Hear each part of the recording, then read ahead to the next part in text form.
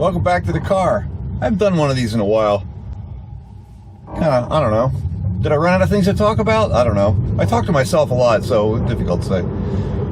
As you'll see from the following video, I got to drive a Subaru Solterra electric vehicle yesterday, and I had loaned this car to the Maryland public television production of Motor Week. They're doing a 45th anniversary kind of retrospective of vehicles, and they got a lot of really interesting cars. Mine was probably the most pedantic of the cars that were there, kind of the most run-of-the-mill. But because it was a somewhat early Model 3, they were interested in having it there. And I'm friends with Dave Scrivener, who's I think he's the producer of the show. He's not the on-screen talent, he's the behind-the-scenes guy.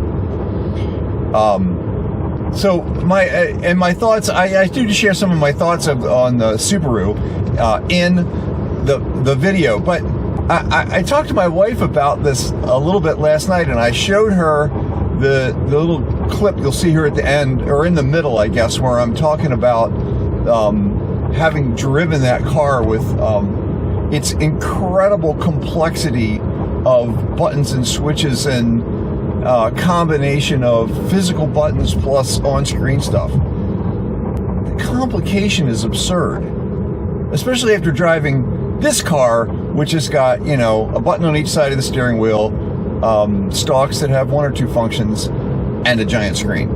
There's like nothing else here, right? It must cost them $1,000 to build that steering wheel. It's just ridiculous.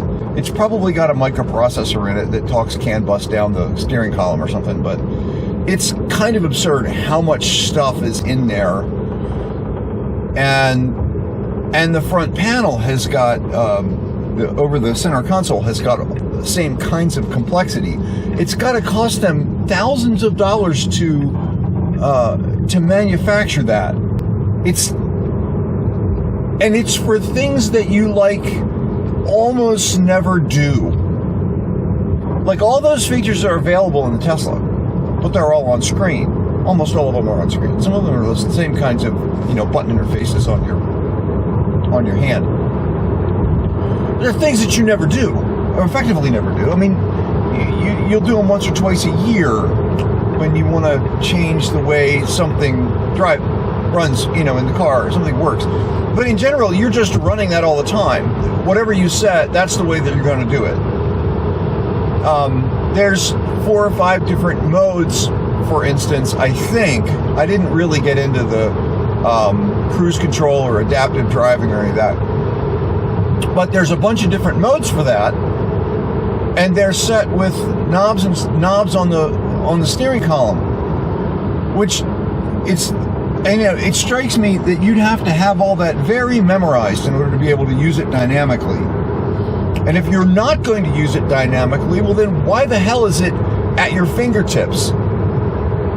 So how many people actually will ever change the way their autopilot works?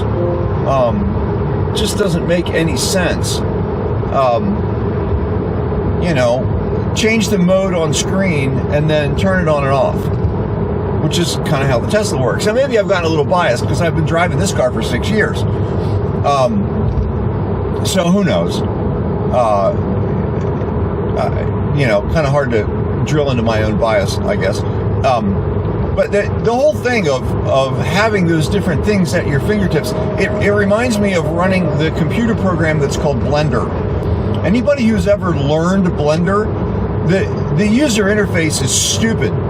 It's just ridiculously complicated, and the only way that you can ever be effective at Blender is to memorize all of the keystrokes, because none of them really are designed to be intuitive or have a commonly a common user experience, what's called UI UX, user interface user experience.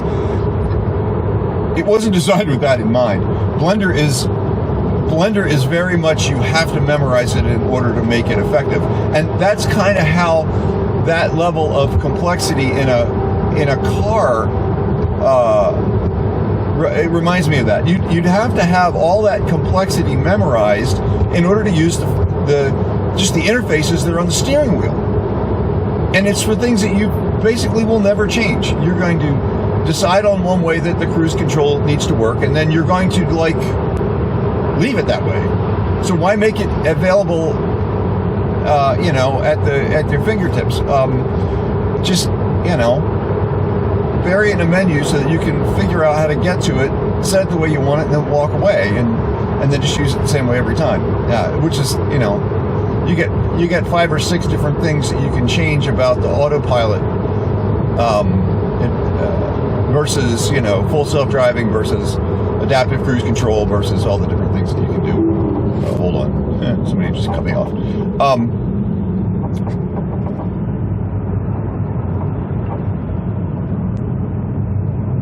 Work truck being stupid, cutting across 4 lanes. God. I'm on the Baltimore Beltway, and they've been doing construction here. People say they've been doing construction here for 15 years, and I'm like, you spelled 1967 wrong. But they're currently just doing just ridiculous things, and shutting lanes down during the middle of the day, and they'll shut lanes down as early as 9 o'clock in the morning, which is probably what they're going to do. And like, we're still in, like, you know, rush hour traffic in Baltimore. Runs from about, I don't know, 6:30 until about 10 o'clock. 1 hour, my eye. So anyway, that was my thoughts on the car. The car drove great. It has a very nice ride. The heated steering wheel was a luxury I didn't know I needed. And the seats don't get as warm as the Tesla. I love the heated seats in here. They go all the way up your back, all the way up to your shoulders. Just terrific. But the Subaru was nice. It was a much bigger car. It got, I reset the average power consumption on it when I got it, just so that I could see kind of how much power it consumed. They had evidently they had let that average kind of accumulate for a while, and it said 3.8 miles to the kilowatt hour.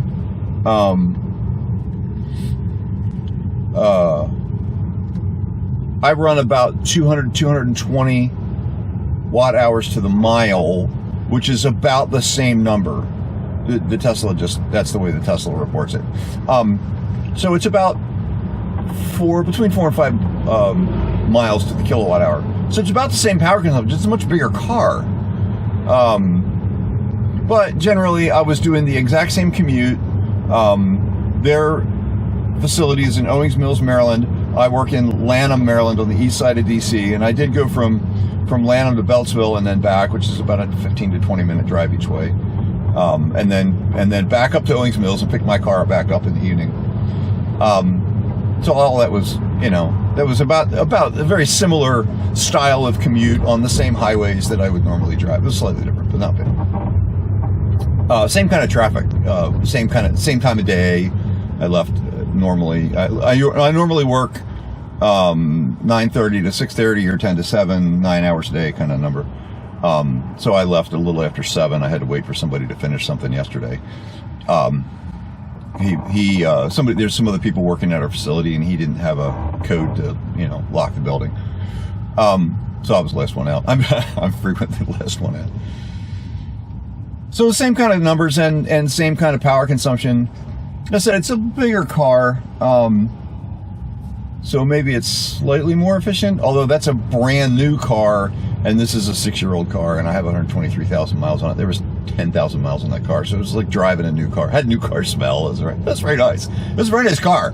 I thought the user interface was kind of ridiculous. Anyhow, here's my rest of, now that I've rambled on for 15 minutes, here's the rest of the video I shot yesterday on using and driving the Subaru Solterra and Maryland Public Television. Good morning and welcome to Maryland Public Television.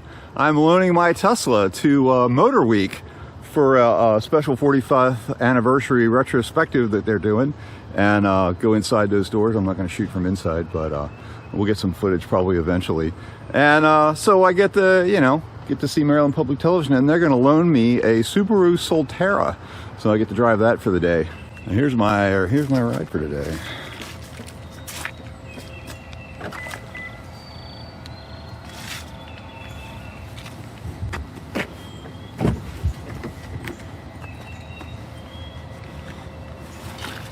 Yeah, this should be fun. Haven't done one of these.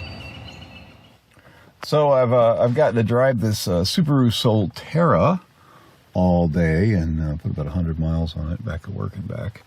And the one thing that I would say is that the user interface on this is just kind of ridiculously complicated. Of course, that's coming off of a Tesla Model 3 where you have, you know, just basically a screen and then the two buttons on here and the stalks. But the stalks don't have any twisty stuff like these do for lights and things. So, you know, yeah, it was fun to drive. It rides great. I liked riding in it, but the driving experience, not my thing. I'll take my Model 3, thanks.